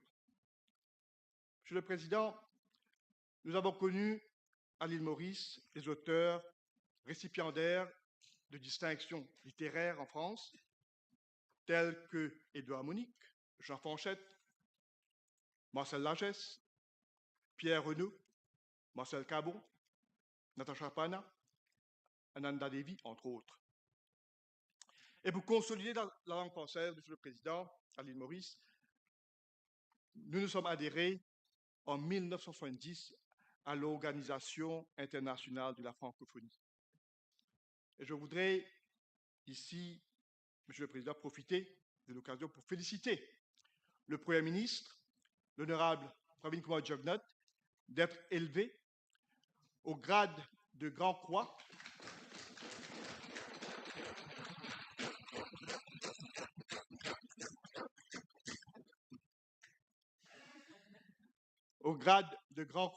de la Pléiade et d'ordre de la francophonie et du dialogue des cultures.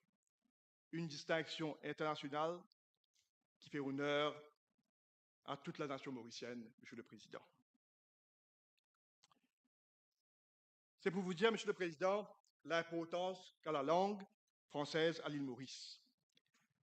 Elle est non seulement une des langues parlées et écrites à l'école et au quotidien, mais est aussi la langue de communication et d'interaction sociale et internationale, la langue utilisée dans les médias, à l'Assemblée nationale et dans les commerces. Monsieur le Président, avec l'évolution de la technologie, les plateformes de messagerie vocale ou SMS, l'utilisation de l'orthographe a été modifiée, vue, estropiée, et de nouveaux mots font leur entrée dans notre vocabulaire. le French Speaking Union aura un rôle important à jouer pour éviter toute déformation, tout massacre de la langue française. Monsieur le Président, nous compterons énormément sur le French Speaking Union pour valoriser davantage la langue française, qui soit dit est l'une des 5 langues les plus parlées à l'échelle mondiale après l'anglais, le mandarin, le hindi et l'espagnol. Aussitôt le French Speaking Union Bill voté et son board constitué devra entre autres promouvoir la qualité du français, mettre l'accent sur l'origine et la découverte de la langue de Molière, et toutes les langues ont leur place dans notre île Maurice plurielle, tout comme le créole mauricien, le bhojpuri, l'ourdou, le tamil, le telugu, l'arabe, l'anglais, le mandarin, le hindi, le sanskrit, le gujarati, le mandarin et quelques autres langues parlées à Maurice. Monsieur le Président, il y a 200 États dans le monde et ils abritent, d'après certaines estimations, entre 4500 et 6000 langues. Beaucoup de pays font tout pour préserver les langues existantes. La préservation de la langue française est l'affaire de tous et ce gouvernement s'est engagé de consolider et de promouvoir la langue française comme nous le faisons pour les 12 autres langues pratiquées à Maurice. Monsieur Robert Furlong, président du Centre culturel d'expression française, dans une entrevue à la presse en 2023, et je me souviens, se demander pourquoi pas un French Speaking Union. Voilà un cadeau au Centre culturel d'expression française qui fête ses 65 ans d'existence cette année. Monsieur le Président, pour conclure, on dit souvent qu'à Maurice, on pense en créole, on parle en français et on écrit en anglais. Avec ces quelques mots, je dis merci, Monsieur le Président.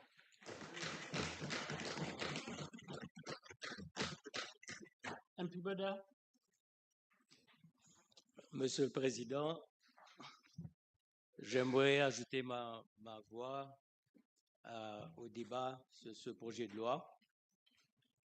J'aimerais bien poser quand même quelques questions à l'honorable ministre. Il y a certes beaucoup de speaking unions. La question qui se pose, c'est comment, dans le cas de le French Speaking Union, on peut créer la meilleure synergie avec tous les autres acteurs et toutes les autres plateformes où la vitalité et le dynamisme de la langue française sont réels et fonctionnent avec beaucoup de force. Quel sera le rôle de Speaking Union? Ce n'est pas du tout pareil si on compare avec les autres langues. Il faudra quand même le dire. Monsieur le Président, nous sommes une terre où la langue française a connu ses lettres de noblesse. Nous sommes une terre qui a inspiré Baudelaire, qui a inspiré Bernardin de Saint-Pierre et qui a écrit Paul et Virginie, qui est considéré comme une des plus grandes histoires d'amour à part Roméo et Juliette. Il y a eu la modernité avec Ananda Devi, Natasha Apana, Balen Piamutu. L'honorable ministre Siratan a évoqué la liste, notamment Édouard Monique.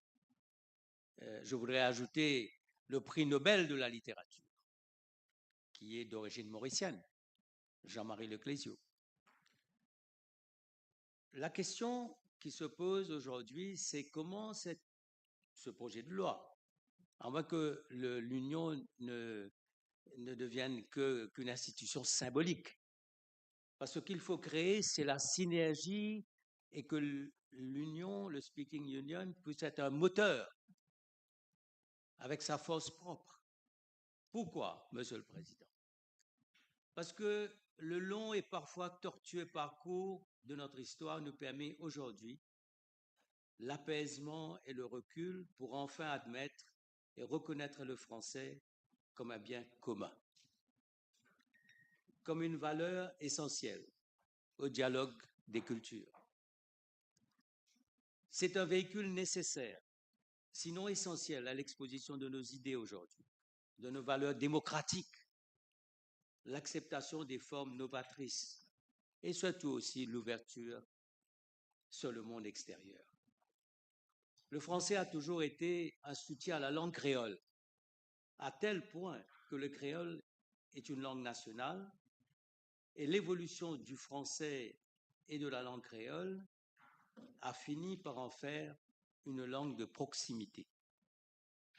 Monsieur le Président, le rôle prépondérant du français dans les médias, parlés et écrits, les grands tribuns, j'en ai parlé, les grands discours qui ont eu lieu ici même à l'Assemblée nationale, tout cela démontre une histoire riche. Et notre éducation. Dans les années 70, après l'indépendance, nous avons eu le système français avec le lycée Labon. Et aujourd'hui, le système français, avec l'Académie d'Aix-Marseille, reste un choix pour beaucoup de parents.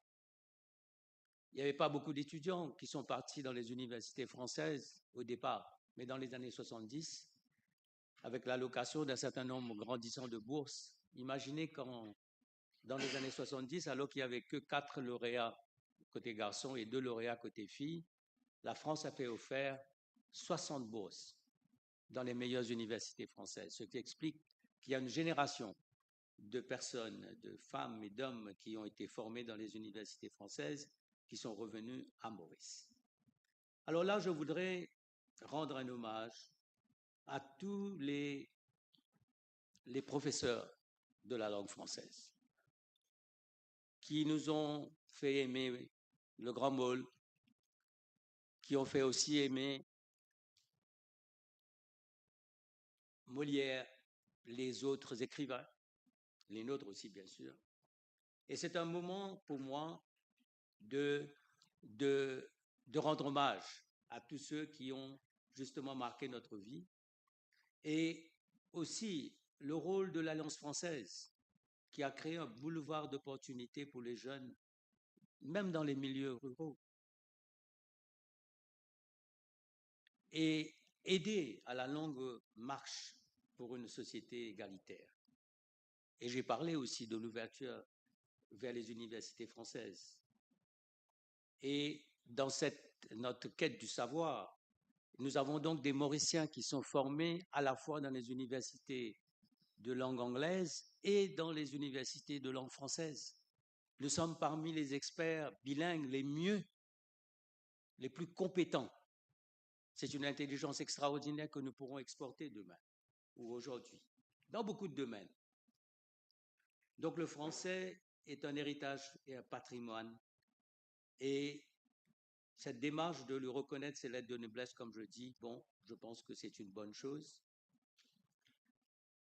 Mais il faudra l'apprentissage à la langue très jeune.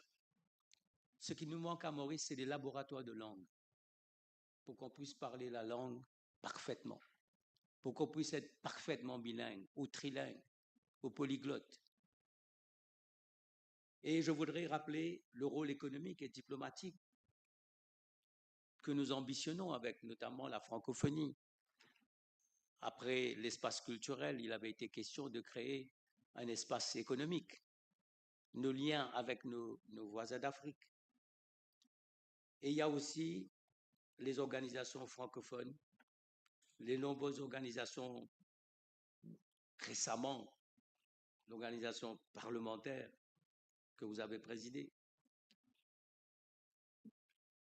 Donc pour nous, la maîtrise de la langue nous donne l'accès à l'université, l'accès au savoir, à la recherche. Et nous pouvons devenir des grands ambassadeurs de notre savoir parce que nous avons ce désir d'apprendre, de partager. Et il y a eu beaucoup de Mauriciens qui ont eu des postes clés dans beaucoup d'institutions internationales à cause de la maîtrise française ou la formation française. Et nous avons ici même accueilli le sommet de la francophonie dans les années 90 et François Mitterrand est venu ici, le président. Et pour beaucoup de Français, beaucoup de touristes français, Maurice reste une terre française. Et là, il y a un dynamisme de cette francophonie. L'Afrique francophone, au-delà du Cambodge, de la Moldavie. Et aujourd'hui, moi, ce que je propose justement au niveau de l'Union, c'est un retour à la lecture et faire de sorte que les enfants puissent aimer et maîtriser cette langue, qui n'est pas facile, c'est une langue difficile. Mais ça nous permettra, comme je l'ai dit, d'être excellents dans la maîtrise de cette langue. Alors les professeurs, je les ai rendus hommage. La question pour moi, c'est quand on voit, il suffit d'aller sur l'Internet et de voir un peu ce que propose l'Institut français à Maurice. Le dynamisme, la maîtrise, l'expertise, le ciblage, la variété des possibilités. Quand on voit ce que propose l'Alliance française, à ce moment-là, je me pose la question, que ferait l'Union, le French Speaking Union? Quel sera son rôle?